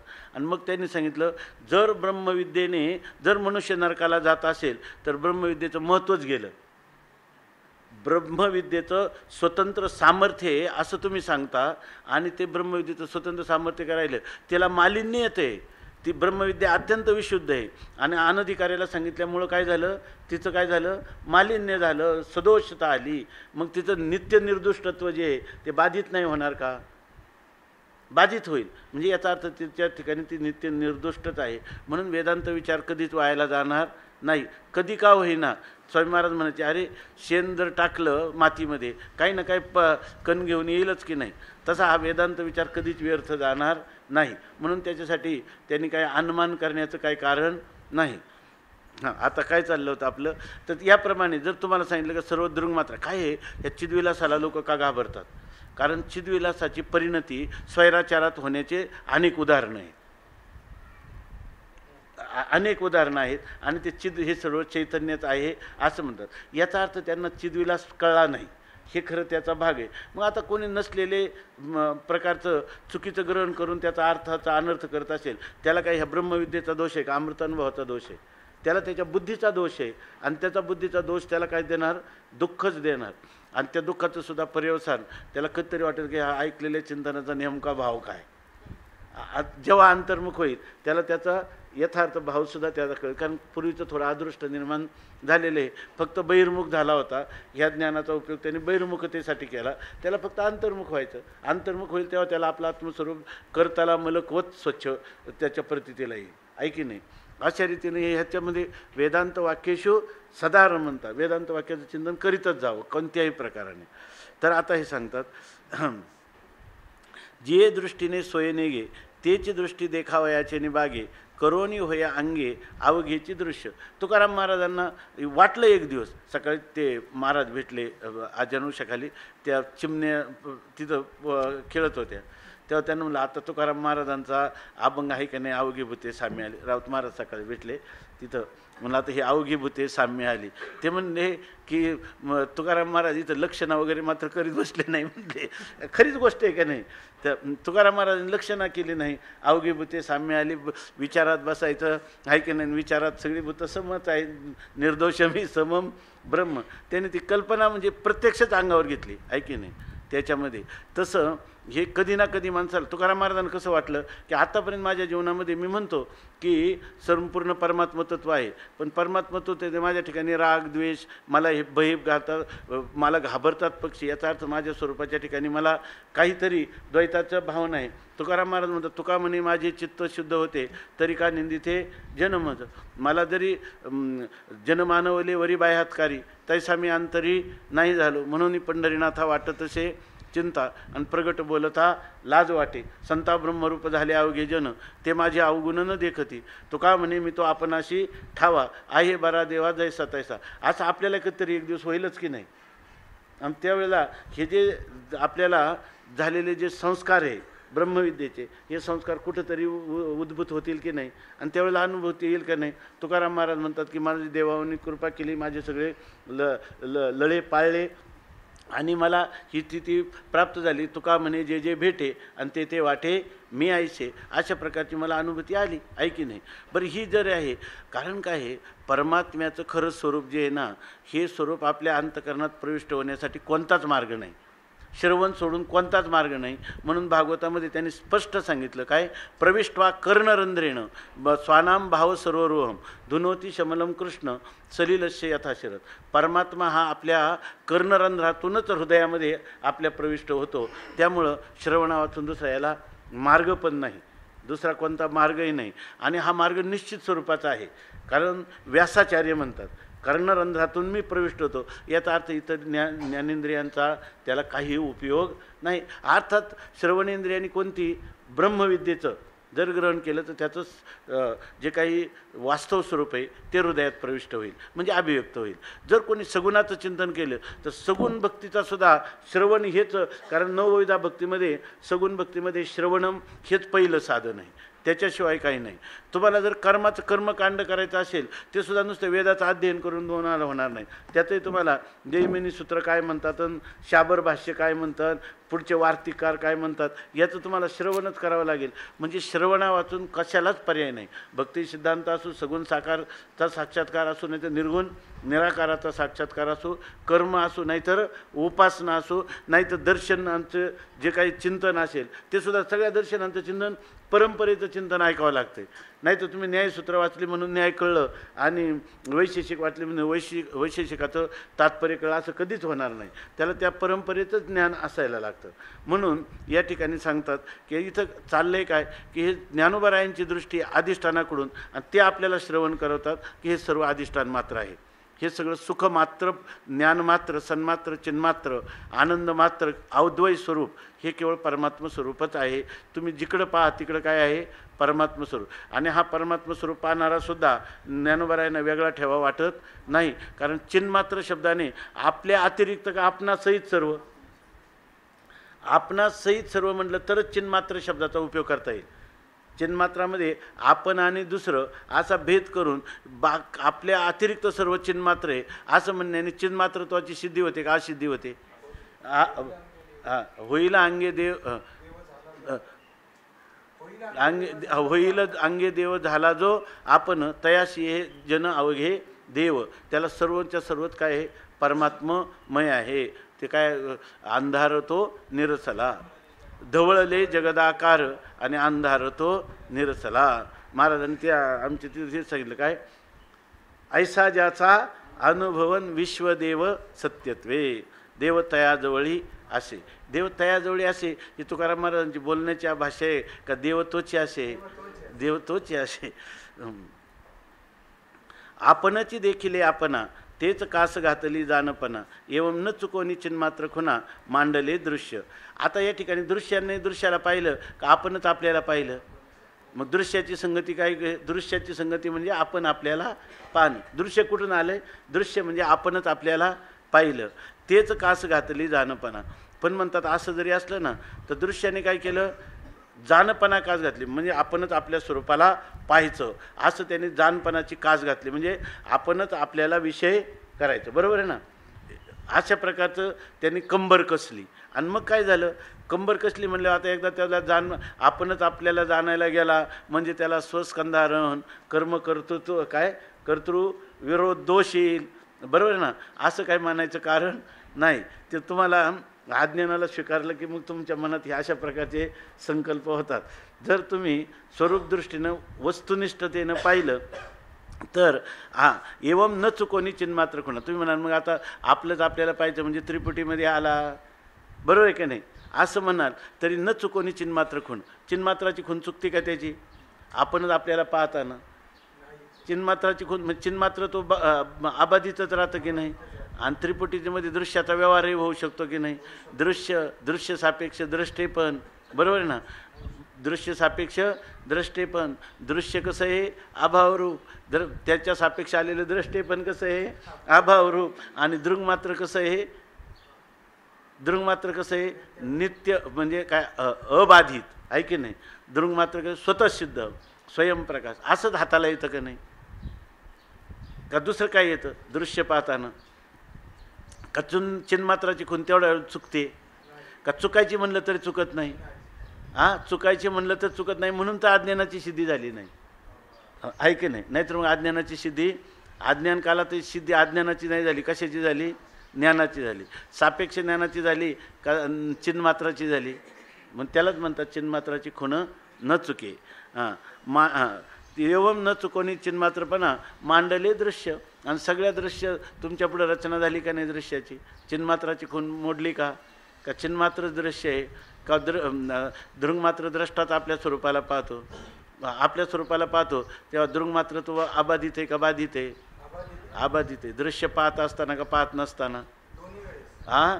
दोन्ही वेळेस दृंगमात्रत्व काय आहे? मग दृश्याने तुम्हाला तुमच्या स्वरूपाला काही प्रतिबंध निर्माण केला का? प्रतिबंध करीतच नसतं दृश्य. मग दृश्याला घाबरावं का नाही? दृश्याच्या कारणाला तरी घाबरावं की नाही? का दृश्याचं कारणही नाही दृश्यही नाही? कधी नाही. पाहता तेव्हाही नाही आणि नाही पाहता तेव्हाही नाही, अशी स्थिती आहे की नाही? अहो जेणे ज्ञानी दृश्य नाही ते ज्ञानरूपाची दृश्य पाही. हे अनुभवाची खूण काही बोले. पहा काही शब्दाची रचना केली त्यांनी. जेणे ज्ञानी दृश्य नाही, ज्या ज्ञानामध्ये दृश्यच नाही. बरोबर आहे ना? ज्या मूलभूत ज्ञानस्वरूपाच्या ठिकाणी दृश्य नाही असं सिद्ध होतं. कोणत्या वेळेला? दृश्य दिसताना. पण दृश्य दिसताना सुद्धा ज्या ज्ञानात काही नाही होत. ज्या ज्ञानात, कोणत्या ज्ञानात? वृत्ती ज्ञानात का स्वरूभूत ज्ञानात? ज्या स्वरूभूत ज्ञानात कधी दृश्यच नाही ते ज्ञानरूपाची दृश्य पाहिजे. मग ज्या ज्ञानात ज्या वेळेला तुम्ही दृश्य पाहता, बरोबर ना, त्यावेळेला दृश्य नाही. दृश्य नाही का ज्ञान नाही? ज्या वेळेला तुम्ही ज्या ज्ञानात तुम्ही दृश्य पाहता तेव्हा दृश्य नाही. मग आहे काय? का दृश्य ज्ञानच दृश्य आहे? का दृश्य नाम मात्र आहे? का ज्ञानच आहे? ज्ञानच आहे. ते ज्ञानरूपाची दृश्य पाहिजे. मग त्या दृश्याला काय घाबरता तुम्ही? ते दृश्य काय आहे? ज्ञानरूप आहे, ज्ञानस्वरूप आहे. बरोबर ना? हा का जड अंतकरणाने हा केलेला प्रयोग आहे? सांगा बरं महाराज. हे दृश्य ज्ञानरूप आहे, दृश्य ज्ञानरूप आहे. हा जड अंतकरणाने केलेला प्रयोग आहे का उल्हासाने केलेला प्रयोग आहे? जड अंतकरणाने आहे की नाही? जड अंतकरण. जड म्हणजे ते जड नाही. जड म्हणजे बा नाहीला काय करावं हे बोलावं लागतं. काय करावं आम्हाला हे बोलावं लागतं म्हणून असं आहे की नाही? आता म्हणतात अहो जेणे ज्ञानी दृश्य नाही ते ज्ञानरूपाची दृश्य पाहिजे. ज्या ज्ञानाच्या ठिकाणी दृश्याचा त्रैकालिक अत्यंत अभाव आहे ते दृश्य काय आहे? ज्ञानरूपच हे पहा. आणि हे अनुभवाची खूण काय बोली जायची? ही कशाची खूण आहे? ही फक्त अनुभवाची खूण आहे. काय बोली जायची याच्यामध्ये असंच घ्यायचं नाही. हे काय बोलीजे हे आता याच्या पुढे काय बोलायचं का? आता न बोलायचं काय घेशील? पण 2-4 वय राहिले तेवढे. आपण आपलीच ठाई पाहता, आपलीच न देखे संस्था, त्याची पाहण्या माझी आता एवढे दृश्य. आता बघा तुम्हाला काय साकडं पडलं होतं, मागच त्यांची ओळी गेली. एवढेही साकडे आणि सारोनी एकीकडे आणि उघडिली कवाडे प्रकाशाची. हे साकडं पडतं ना तुम्हाला. दृश्याची संगती काय? तर म्हणतात की आपण आपल्याची ठाई पाहता. जर आत्मस्वरूप बरोबर ना आपल्याच ठिकाणी पाहायला गेलं तर आपलीच न देखे संस्था, आपलीच रचना, आपल्या स्वरूपाला विषय करणं हे त्याला जमत नाही. संस्था म्हणजे आपली रचना किंवा आपलं स्वरूपात आपलं जे स्वरूप आहे ते स्वरूप न देखे, ते स्वरूप त्याला विषय होत नाही. अशी खरी वस्तुस्थिती आहे. बरोबर आहे ना? आणि त्याने जर आपल्या ठिकाणी पाहायला गेलं तर तो आपल्याला आपण विषय होत नाही, तो स्वयंने प्रतिष्ठित अशी खरी त्याची स्थिती आहे. त्याची पाहण्या माझी आता एवढे दृश्य. आणि त्याच पाहणे स्वरूपामध्ये जर पाहिलं आपण, त्याच दृंगमात्र स्वरूपामध्ये, तर एवढं दृश्य कुठे? त्याच्याचमध्ये आहे. जे स्वतःला स्वतः विषय करत नाही त्याच्यामध्ये एवढा मोठा दृश्याचा पसारा आहे. त्याच्या वाचून दृश्याचा पसारा, त्याच्यामध्ये दृश्याचा पसारा इतका नाही का ते स्वतःचं, इतर तर नाहीच नाही, पण स्वतःचं स्वतःला विषय करत नाही असं त्याच्या ठिकाणी कुठंच दृश्याचा पसारा मांडलेला नाही. पण त्याला कधी वाटलंच की हा दृश्याचा पसारा कुठं आहे, तर दृश्याचा पसारा अज्ञानात आहे का? बरोबर आहे ना? दृश्याचा पसारा कुठं? अज्ञानातच आहे ना. मग का अज्ञानात नाही का? दृश्याचा पसारा त्याच्यामध्येच तो पाहतो माझ्याच ठिकाणी हा दृश्याचा पसारा आहे. मध्ये कशाला अज्ञानाची कल्पना करू? आहे की नाही? मध्ये कशाला अज्ञानाची कल्पना करू? कोणाच्यामध्ये जे दृश्य दिसलं ते काय दृंग मात्र चैतन्य आहे. तो खरं त्याच्यामध्ये आहे असं पाहतो का तेच आहे असं पाहतो? त्याच्यामध्ये सुद्धा पाहत नाही. त्याच्यामध्ये कोणता पाहिजे? अध्यारोपाच्या भाषेत काय कथन करणारा पारंपरिक वेदांत. तो काय पाहिजे? तो काय सांगेल माहिती का? अध्यस्त पदार्थ अधिष्ठानात दिसतो, अधिष्ठाना एवढा भासतो, आहे की नाही?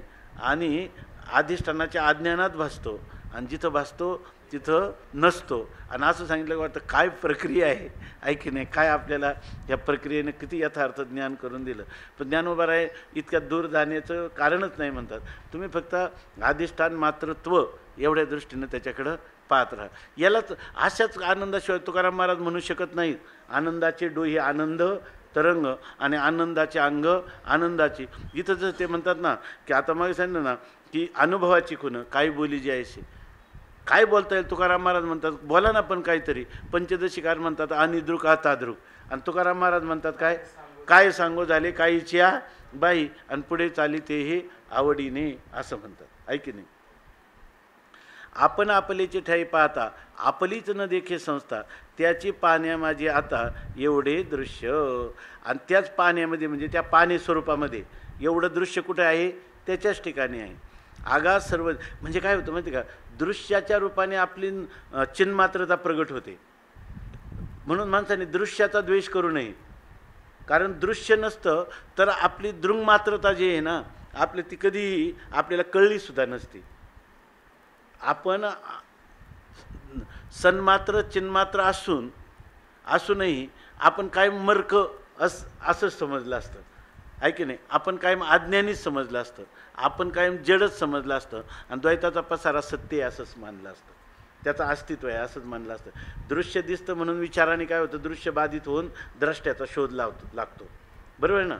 आणि द्रष्ट्याचा शोध सापेक्ष द्रष्ट्याचा शोध लागतो आणि त्याच्यामुळं दृंग मात्र बरोबर ना निरपेक्ष द्रष्ट्याचं आत्मस्वरूपाने आपला निश्चय होतो. आणि नंतर आपोआपच ह्या निश्चयाचं पर्यवसान काय होतं? निश्चय रूपतेमध्ये होतं. निश्चय रूपतेनं तो अवशिष्ट राहतो. हे सगळं जे कशामुळे होतं? दृश्याने आपलं काही बिघडवलं नाही. आहे की नाही? पण दृश्याविषयी आपण ज्या काही विपरीत कल्पना केल्या त्या आपल्याला प्रतिबंधक झाल्या. जर दृंगमात्राकडून दृश्य पाहिलं असतं तर हा प्रसंग तुमच्यावर आला सुद्धा नसता. आहे की नाही? मग आता सांगतात आपलीची ठाई पाहता आपलीच न देखे संस्था, त्याची पाहण्यामध्ये असता एवढे दृश्य. आगा सर्वज्ञ सर्व कलावंत परी एकलेची थंबुत, ते काय काय न करीत केले न विन. आता जर तुम्हाला म्हणायचं झालं बघा महाराज, मग अगोदर विचार केला ना आपण इथं काय घेतलं आपण? ईश्वर भाव असा घेतला होता. तर ह्या ओवीतून आपल्याला तो घेता येईल. म्हणजे पण घेता येईल म्हणजे याच्यात पर्यवसान नाही. ईश्वर विचारात पर्यवसान टीकाकार करत नाही, पण म्हणू शकतो की नाही आपण? ते काय म्हणतात? आगा सर्वज्ञ सर्व कलावंत. बरं ना? हा परमात्मा काय आहे? सर्वज्ञ आहे आणि सर्व कलांनी संपन्न आहे. ऐक, तुझं अवघे होऊ येते परिमज बाटो नये चित्ते आणि उपासने परते नये काही आवडो, असं जसं म्हणतात. हा आगा सर्वज्ञ आणि सर्व कलावंत. इथं तो सर्वज्ञ आहे आणि सर्व कलावंत. सर्व कलावंत म्हणजे सर्व शक्तीने युक्त. त्याच्या ठिकाणी सर्व कला, तो सर्व कलांनी संपन्न आहे म्हणजे सर्व शक्तीनं. आपण सर्वज्ञ आणि सर्व शक्तिमान म्हणतो, ते इथं म्हणतात सर्व कलावंत आहे. परमात्म्याला सगळ्या कला आहेत. परमात्म्याला एक समयाच्छेद करून सर्व नाही तर कोणत्या जीवाला कोणत्या योनी टाकावं, कोणते भोग्य पदार्थ निर्माण करावे, भोगत्याची व्यवस्था कशी करावी, हे सगळं सापेक्षतेनं हे सगळं ईश्वराला ज्ञान आहेच की नाही. पण तो जो आगा सर्वज्ञ आणि सर्व कलावंत, ते जे म्हणता ना तुम्ही सर्व कलावंत सर्वज्ञ सर्व शक्तिमान, हे सर्वज्ञ सर्व शक्तिमान नाही ज्ञानोबरायांना दिसत. परी एकलेची इतंबूत, हे सगळं काय आहे? एकटं आहे. म्हणजे मागचं जे परमात्म्याशी जीव घेतला तुम्ही तरी त्या ठिकाणी अल्पज्ञ आणि अल्पशक्तिमान नाही, तिथं असा अर्थ घ्यायचा. हे एकलेची इतंबूत, तिथं एकटं नेप्त्यांश जो आहे चिन्मात्र आहे तोच तिथं आहे.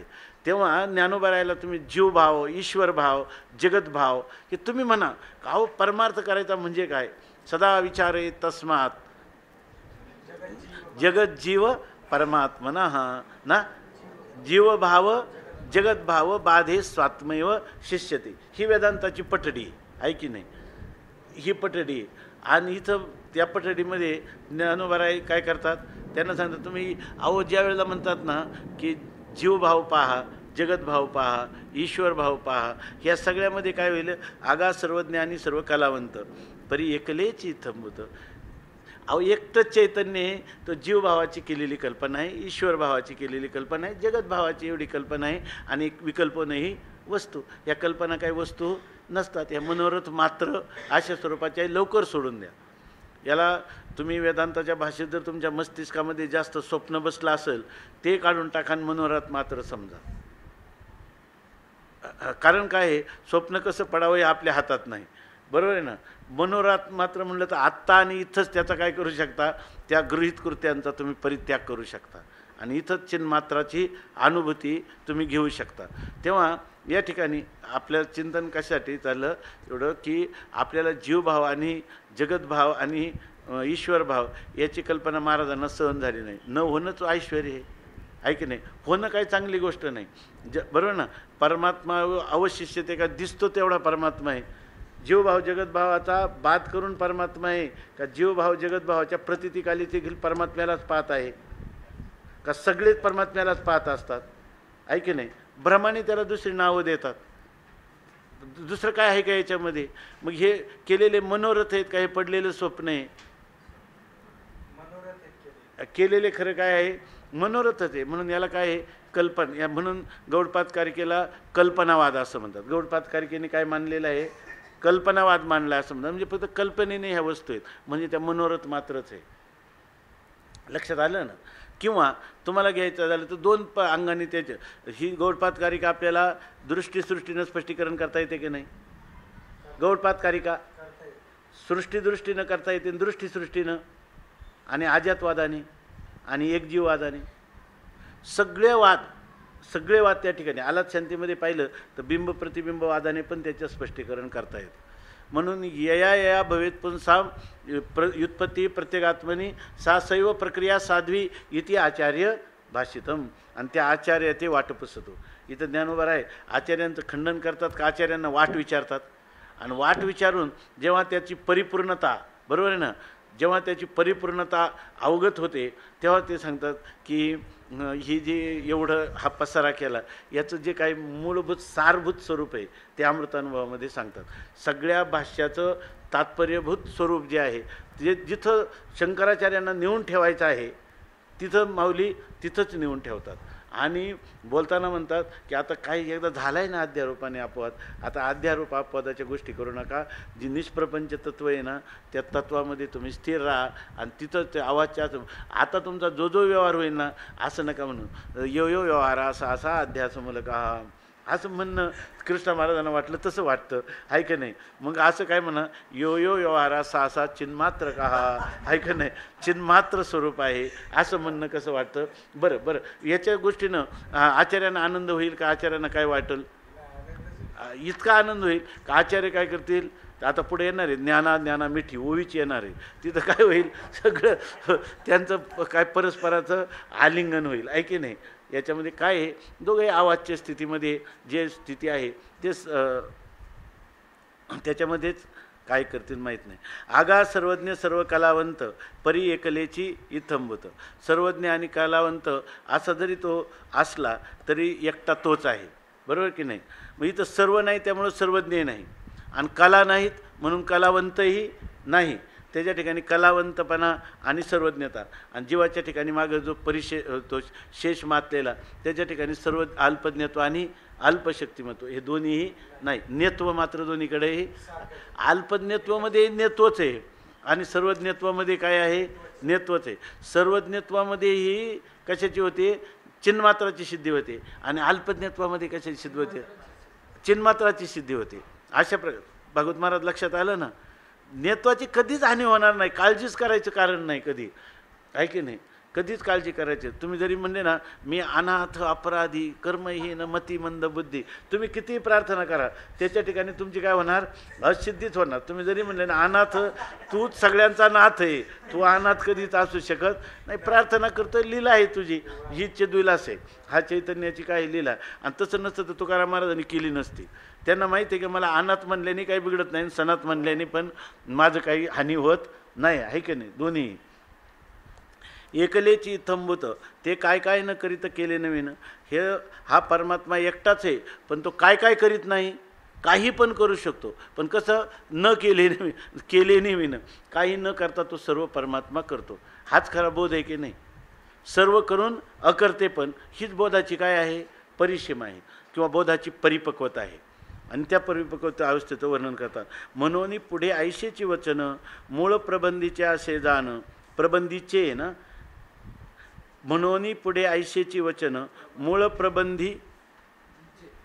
प्रबंधीच्या असे जाण, कृपा करीती साधूजन सांगी जाईल तेही. आता म्हणतात म्हणून पुढं सुद्धा, आता हा झाला ह्या ओवीचा अर्थ. आता पुढं अशाच प्रकारची वचनं ह्या मूळ प्रबंधात म्हणजे मूळ ग्रंथात हीच वचन आहे, म्हणजे मूळ ग्रंथात हाच भाव आहे. आता फक्त म्हणतात जर साधूजनांनी जर कृपा केली तर तेही सांगितलेलं, त्याचंही पुढं जे असणाऱ्या ग्रंथाचं आम्ही विवरण करू. पण साधूंच्या कृपेची आवश्यकता आहे, परंतु आता आपण ती साधूच्या कृपेची वाट उद्या पाहू. पुंडलिक वरदा हरिविठ्ठल श्री ज्ञानदेव तुकाराम ज्ञानेश्वर महाराज की जय.